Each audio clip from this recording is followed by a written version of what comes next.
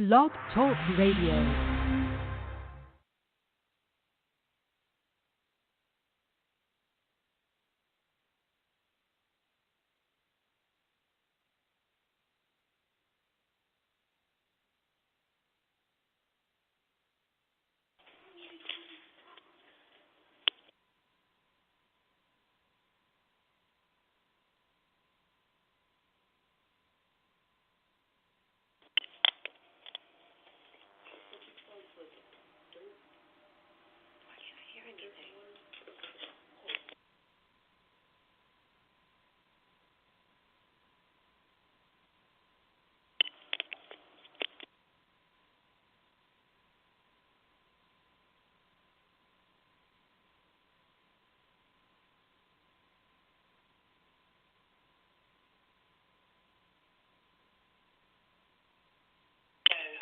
Hey, everybody. This is your girl, Miss OptimiZm, and I am so excited to have you on the air with me right now. We have a wonderful, wonderful guest that will be coming on and joining us really, really, really soon. And this young lady, absolutely beautiful. I know you have heard of her. I know you have seen her on different TV shows, different movies. My favorite movie that she was in was Sparkle. So I cannot wait until we bring our guest host in, Miss Lonette McKee. She is our guest this evening, and she will have an opportunity to share things that she's really passionate about and things that she enjoys talking about, and I'm just really, really excited about that. So we are going to bring her on in a few moments. I just want to let you know a little bit about the show topics that we will be covering this evening. This evening, we are going to talk about the 8-year-old who was hung in New Hampshire, upstate. I mean, it's ridiculous what's going on in New Hampshire. This 8-year-old was hung. We're going to talk about that. They said it was an accident. We know the real deal that it was not. We're also going to talk about Equifax. Now, there was a huge breach that took place with Equifax, and we were first on the scene with that. We told people about credit repair and different things that they can do in order to keep their credit protected. We're also going to talk about the iPhone that just came out. Now, we know that the 8 came out and the 10 came out. The question is, where did the 9 go? We're going to talk about that hot cop out there in Gainesville, Florida. Oh, my goodness, if you saw him, you will understand what I am talking about. And we are going to talk about Miss Texas. What was it that she said that got people riled up and said that she could come to all of the family barbecues and cookouts? So we're going to talk about her as well. We have some show updates with Insecure, Power, and Greenleaf, and so much more to come. So, again, we are excited about the guest that's coming on this evening, Miss Lonette McKee. And if you don't know about her, you need to read her fantastic bio. Everything that you need to know about her is right there. She's a musician. She sings. She produces. She acts. I mean, she does it absolutely all. So without further ado, I believe she is on the line right now. Miss McKee, are you there? I'm here, LaShawn. Hi. Hey, beautiful. How are you? I'm fine, gorgeous. How are you? Oh, my gosh, I am so happy to have you on the line right now. Let me tell you, I am like one of your hugest fans. If I found one more Silk Lame skirt so I can be sister when I was younger, I swear to goodness. You know you're taking me back quite a few years. I know, and you have not aged a bit. I'm looking at your pictures. Yes, I have. Girl, just as gorgeous as ever. I was looking at one of your pictures, and I said, wait a minute, is this a picture from before or a picture after? Like, which one was it? I couldn't figure it out. And I said, you know what? She's just one of those absolute beauties that never ages and is always so gracious. So thank you so much. No, you know, I'm in my early 60s now. It's starting to come on. What? Oh, my gosh, and you would not know it. You would not know it. I'm getting text messages already. Someone said, I got upset because I got booted off the line. This is from Tony. Tony said, can you please tell that queen that I am absolutely in awe with her graciousness, like you said, and I'm trying to get back on the show so I can talk with her. That's from Tony. Uh-oh. So there's a lot of Tony's people. heart. Tony called back. I'm going to text him and tell him to call back in because there was an influx of calls that came in at one time, and he probably got booted off. So we're going to get him back on.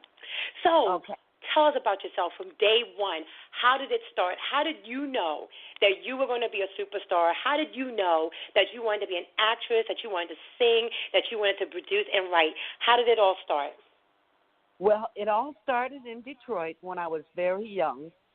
I was actually a child, they called me a child musical prodigy, because I started singing and writing and playing keyboards when I was about 4 years old, and I didn't have any lessons, and nobody in the family sang or wrote or played keyboard. And I had a next-door neighbor. Yeah, I had a next-door neighbor that had an old upright piano in their basement, and I used to go over there and play and write music. And it occurred at some point to my mother, who was the epitome of a stage mother at the time. It occurred to her that, I guess, that this God-given gift, these gifts, could get me out of Detroit, which was not a really great place to be at the time. There wasn't that much opportunity. However, there was in the music industry. So people have asked me often, well, why didn't you end up with Motown? And, I don't really have an answer for that, other than that in those days it was kind of on the street. We all heard that Motown was a rip-off label. Oh, no. Okay. Yeah, that the most talented people who could write and play instruments and sing, who ended up with Motown, didn't get their royalties. They got kind of screwed in contracts. So that scared me. So I thought, well, maybe I don't want to go there. So I did a lot of live gigs at a very young age, a lot of shows and stuff. And I ended up recording a song with a very tiny little local label and two local producers, one who ended up being a big hit musician, Dennis Coffey, and his partner, Mike Theodore, recorded a song. One was mine, and one was one that somebody else had written, and it became a regional hit. And this was when I was 14 years old. So I always knew my future was going to be in music. Like if you had asked me back then, well, what do you really want to be? I want to be a musician. I was doing what Alicia Keys does then, what she does now then. But I was before my time. Yeah, they were only allowing white girls like Carole King to do it in those days. They weren't considering girls like me. And they also weren't considering girls that were multifaceted. Like I also got in the acting business early with Sparkle and with a TV show called The Wacky World of Jonathan Winters, where I danced and sang with another girl on that show every week. And every time I went in to do something musically or try to get a record deal at a major label, they all said, well, what are you? Are you an actor, or are you a singer? Are you a singer, or are you a writer? I said, well, why can't I be all those things? Right? Why can't I do all that stuff? And, now you have to do all that stuff. But in those days, they didn't know what to do with a person like me. Plus, I was biracial. I don't identify with that, per se. I've always identified with being black. But technically, I was biracial. So they really didn't know what to do with me, girl. They were like, we don't know what to do with this woman. She's piano playing and singing, plus she's on TV dancing and singing. Now she's in a movie. We don't know what to do with her. So it was, it was a struggle. And I ended up getting more work as an actor than as a singer-musician, which is a shame because my first love is writing, composing, and singing. Yeah, really writing. That's my first love. Wow. And that's how it began.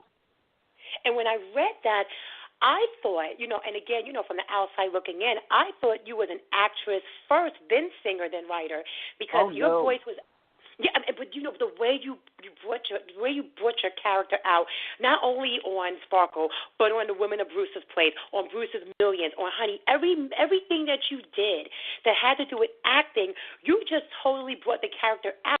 And each character that you've been blessed with had a whole different personality. It wasn't the same exact person. Like, you know how some actors and actresses, they get the same thing. They're a pimp, they're a housekeeper, they're, a drug dealer, they're a cop. You've had so many different roles, and each one of them, you brought it. I mean, you absolutely brought multi-talent, charisma, and every girl that I knew wanted to be like you. Every one of us. Oh, that is so sweet and kind of you to say that.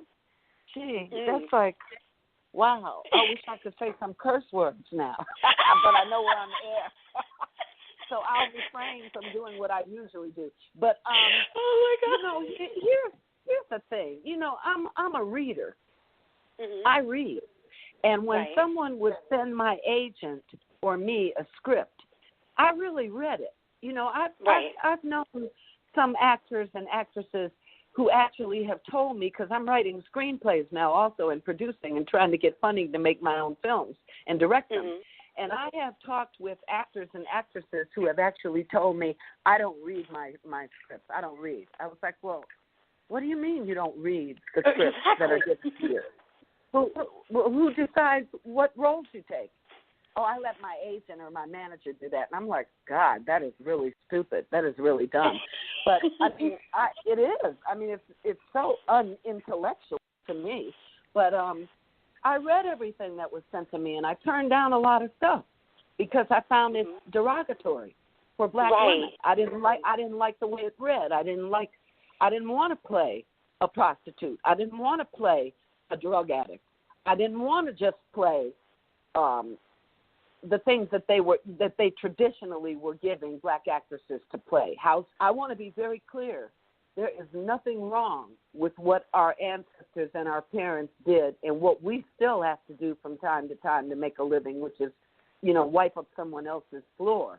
There's nothing wrong with that. That's earnest work. There's nothing wrong with honest, earnest work. It is noble. But you get tired of seeing those roles coming in one after the other, where the only thing you're good for is to be somebody's housekeeper, be somebody's slave, be, a drug addict, be a hooker. Oh. Right. So I turned down a lot of stuff. And I read the script, and the ones that came in that I felt I could do justice to the writing and that I could bring something to the table, those are the ones that I did. And I was very blessed. I was very fortunate. I have worked in my life, not as much as I would have liked to, and didn't earn as much as I would have liked to, because there is a ceiling for black folks. And it's very hard to break that ceiling. And the same bigotry that we feel out here in the streets, particularly since Dumpster got in office. We're going to talk about that too. Oh, good. Yeah, we can go there. We can definitely go there. But since he got in, it's emboldened all these racists to really take off their hoods and come out. I had to block a lot of people from my Twitter and Facebook accounts because they just come right out with it. And they're like, it's not hidden anymore. How dare you tell me? Yeah. And I'm like, you know what? You are so blocked. You are so blocked. Because I see you are a powerful activist. You have a lot of people that retweet, that follow, that comment, and I notice a lot of your comments are fighting for those who are voiceless, the animals, abused women, people who are being shunned out because of the new Trump America. I notice that you really stand up for people, and my question to you is, when you stand up for somebody, do they say, oh, my gosh, like a celebrity stood up for me, or do they see Lonette and say, you know what, I love the fact that someone's standing up for me, and then someone hears what I'm saying, and they respect how I feel. What are your thoughts when people comment? It's both. I've actually made a lot of friends. Like, I also know I have a lot of celebrity friends who are afraid to interact with their followers and the friends that they make on these social sites. And I'm like, well, why are you on the social sites if you're actually afraid of the people who are going to follow you and who are listening to what you say and give a damn about what you're saying? So I end up direct messaging back and forth. As you know, that's how you and I hooked up with a lot of people who I don't know who they are. I don't know who they are. I don't care who they are. As long as they share some of the same belief systems as I do, like about my passion for animals and my hatred for cruelty to them and my hatred for injustices, particularly what's going on with white law enforcement killing all these unarmed black men and black